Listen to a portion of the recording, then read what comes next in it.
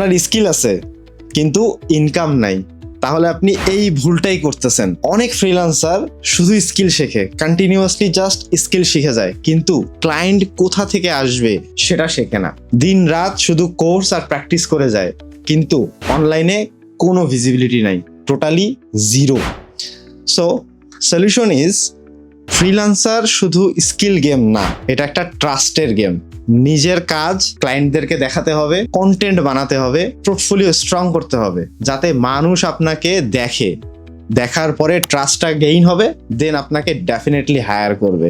ধরুন দুইজন video editor আছে, একজন শুধু এডিট আর প্র্যাকটিসই করে যাচ্ছে, কিন্তু অপরজন রেগুলার রিল পোস্ট করতেছে, বিহাইন্ড দ্য সিন দেখাচ্ছে এবং বেটার কাজের আপলোড প্রতিনিয়ত দিয়ে যাচ্ছে।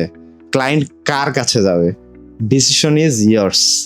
So always remember, hidden talent থেকে কিন্তু ইনকাম সব সময় আসে না।